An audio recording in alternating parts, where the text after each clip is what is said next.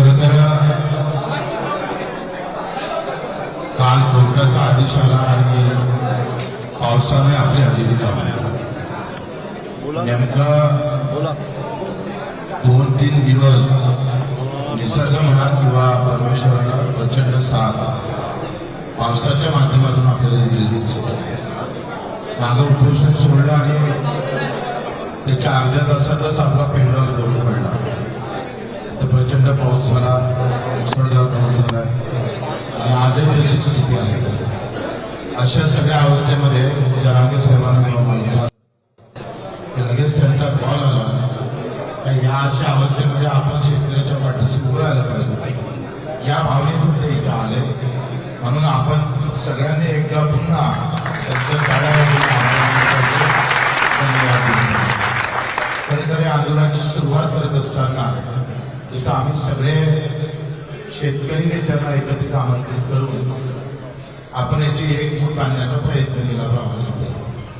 कारण नेते एकत्र झाले का शेतकरी एकत्र व्हायला सुरुवात होईल आणि मग ते नेते सगळे एकत्रित झाले, त्याची मूठ बांधली आणि कमी काळामध्ये या आंदोलनाची मोठी तयारी आपण केली.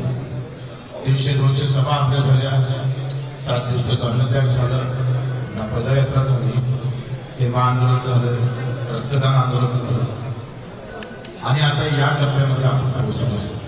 आपण ओबीसी नेत्यांना पण पत्र दिलं होतं, सगळ्यांना, प्रकाशजी आंबेडकरांना पण पत्र दिलं होतं, राजकीय पक्षांना पण आपण सगळ्यांना पत्र दिलं होतं. त्यापैकी काँग्रेसनं आपल्याला जाहीर पाठिंबा दिला. काही काँग्रेसचे मंडळी कार्यकर्ते पण हजर होते, त्यांचे आभार मानलं पाहिजे. दुसरं राष्ट्रवादी शरद पवारचे गट हे पण पाठिंबा दिला. ते स्वतः मला वाटते अमरजी काळे देशमुख हजर होते आणि नंतर उद्धव बाळासाहेब ठाकरेंच्या तिकून जरी अधिकृत पाठिंबा नाही आला तरी उमेश पाटील खासदार साहेब ते सुद्धा आंदोलनात मला वाटतं हजर होते. आणि मग अशा सगळ्यांना देत असताना आपण जरांगे साहेब जेव्हा आले मागच्या आंदोलनात सुद्धा ते आले होते.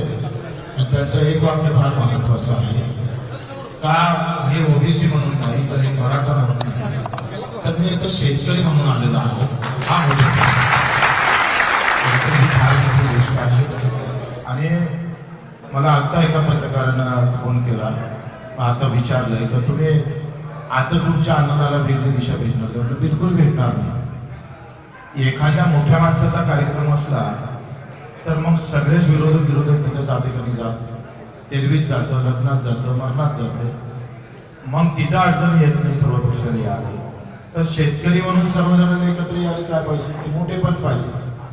जसा माझ्यासारख्या लहान कार्यकर्त्या असताना सुद्धा, कमी अनुभव असताना सुद्धा हे सगळे शेतकरी नेते एकत्र आले का नाही आले हे त्यांचं मोठेपण आहे. हे श्रेय आमचं नाही तर ते सगळे नेते एकत्र आले म्हणून ते शक्य झाले. म्हणून लक्षात घ्या का हा मोठेपणा स्वीकारासाठी सुद्धा खऱ्या अर्थानं आम्ही पाहतोय कधी कधी कमीपणातून मोठेपण सिद्ध होत असतं आणि ते खरं तर जरांगे पाटील साहेबांनी ते दाखवलं आहे. आमच्या नेत्यांनी पण अजितदादा नवले असत, राजूजी शेट्टी असतात, वामनराव चटक असतात, आमचे विजय जावंदे असतात, तुमचे प्रकाशजी भोरे असतात, उत्तर आम्ही बरोबर असतो. आम्ही या नेत्यांचे कार्यकर्ते म्हणूनच वाढलो आहे. त्याच्यामुळे या मोठ्या नेत्यांसाठी एकदा आपण काढावा पाहिजे. कारण नेते जर या मूठ बांधणीमध्ये एकत्र आले नसते तर हे शेतकरी नेते एकत्र दिसले नसते. या आंदोलनाचं सगळ्यात मोठं यश आहे. एका आत्महत्या करणाऱ्या शेतकऱ्याला तुमची वज्रमुठ दिसते आणि आत्महत्या करता करता तो थांबला तरी ते पुण्य आपल्या पत्री येणार आहे. म्हणून आंदोलनात काही गोष्टी नाही भेटल्या तर काही गोष्टी फार मोठ्या उभ्या राहतात. हे तुम्ही लक्षात घेतलं पाहिजे. एकदा ही वज्रमुठ उभी झाली का आता याच्यातून एक चांगलं भविष्य शेतकऱ्यांच्या आंदोलनाचं निश्चितच उभं राहील. ह्या सुद्धा त्याच्यातून अपेक्षा. मीडियाने सुद्धा फार चांगला आम्हाला प्रतिसाद दिला. खूप व्यवस्थित त्यांनी भारतभर महाराष्ट्रभर हे आंदोलन पोहोचवलं, लोकांच्या मनापर्यंत दिलं. आता वरचा देव पावला, खालचा देव पावते का नाही पावला हे आपल्याला होऊ शकतं. कधी कधी आंदोलनात आपण जिंकतो, आहात कधी कधी हरतही असतो. आपण शरद जोशीचं एक वाक्य फार महत्वाचं, कधी एखादा निर्णय झाला का त्याचे 10 विरोधी तयार होत असतात आणि चांगला निर्णय कधी कधी आपल्याला विरोधात वाटत असतो. असं बऱ्याच आंदोलकाच्या बाबतीत नेहमीच होताना आपण पाहिजे. पण आंदोलन करतोय हे फार महत्वाचं असतं. निर्णय कमी जास्त होतातच कोणाचे आयुष्यात. छत्रपतीच्या काळात एखादा निर्णय चुकते, जसं आपण गाडी चालवताना इकडे जा का तिकडे जा, थोडंसं चुकला का अपघात होता. पण त्याची आपण नेहमी आपण पाहिजे का त्याची खबरदारी आपण घेणं गरजेचं असतं. होऊ शकते काही एखादा निर्णय सगळ्याच कार्यकर्त्याने पडणं असं नाही होत. आता ते त्याच्या दिमागातून आलेला विचार असतो. त्याला असं वाटतं का नाही असं केलं तर हे बरं झालं असतं, तसं केलं असतं बरं झालं असतं. तर याला काही फार महत्त्व नसते. आपली प्रामाणिकता त्या आंदोलनाबाबत त्या मुद्द्याबाबत असणं गरजेचं आहे. तुम्ही निर्णय चुकला म्हणजे तुमचं आयुष्य चुकलं फार.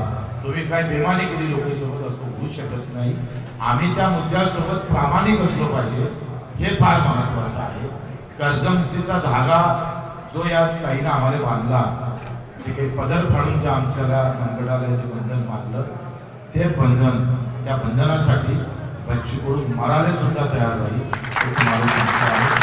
काही काळ कमी जास्त होऊ शकते मान्य, पण आंदोलन उभं करायला काही फार मोठी गोष्ट नाही. आता आपण सगळे तयारीचे पक्के पट्टे झालो आहे. त्याच्यानं आता आपल्या मंडळातलं आंदोलन डोक्यात गेलेलं आहे. त्याच्यानं ते आंदोलनाची तयारी ही फार मोठा विषय आपल्यासाठी राहिला नाही. आणि तुम्ही सगळे समजदार आहात. आपण हे शिवूनच शिवू नाही घेतलं तर आंदोलन करायला काही आपल्याला काही कोणाची परवानगी पाहिजे का? काही कोणाची परवानगीची गरज नाही आहे. त्याच्यानं आज मनोज दादा इथं आले, मलाही बरं वाटलं. आम्ही ओबीसी नेत्यांनी यावं अशा अपेक्षा होत्या. ते नाही आले तो त्यांचा प्रश्न आहे. ते नाही आले म्हणून ते वाईट आहे असंही आम्हाला म्हणायचं नाही आहे. ते आम्ही असं म्हणू शकणार नाही. माझा शेतकरी सगळ्या जातीत आहे, सगळ्या धर्मात, तो सगळ्या पार्टीत आहे, गटागटात आहे. आणि तो शेतकरी म्हणून उभा राहत नाही हे आतापर्यंत आयुष्यातलं दुःख आहे. तो शेतकरी म्हणून उभा राहायला पाहिजे. ज्या पद्धतीनं सगळ्या नेत्यांनी विचार केला, मनोजदादांनी आज विचार केला का मी जरी एका मराठासाठी लढत असलो तरी सुद्धा माझा मराठा सुद्धा शेतकरी आहे आणि ओबीसी हा शेतकरी दुखी आहे एवढं समजून ते इथं येणं ही फार मोठी गोष्ट आहे. त्यांनी सुद्धा येणाऱ्या लढ्यामध्ये आपण निश्चितच पुढची बैठक आपण घेऊ, कशा पद्धतीनं लढता आलं पाहिजे. उद्याचं आंदोलन रे लोक आहे ते कुठं करायचं काय करायचं ते मीटिंग नंतर आहे आपण लगेच. कारण आज 10 मंगल कार्यालयात आपले कार्यकर्ते बसलेले आहेत. आपण शिफ्ट केलेलं आहे. बैठक झाल्यानंतर पुन्हा 11-12 वाजता आपण इथे येऊ आणि पुढच्या आंदोलनाची दिशा ठरवू. धन्यवाद. जय हिंद.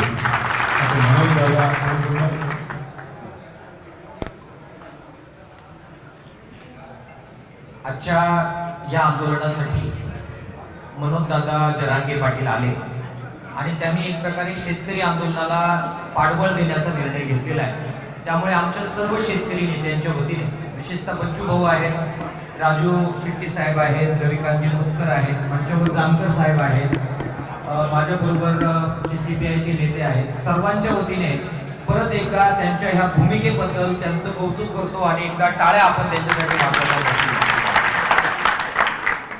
इतर सुद्धा वेगवेगळ्या समाजाचे नेते पुढे येतील आणि जातीसाठी लढत असताना मातीसाठी सुद्धा लढायचं आहे, शेतीसाठी सुद्धा लढायचं आहे हे भान सर्वजण ठेवतील.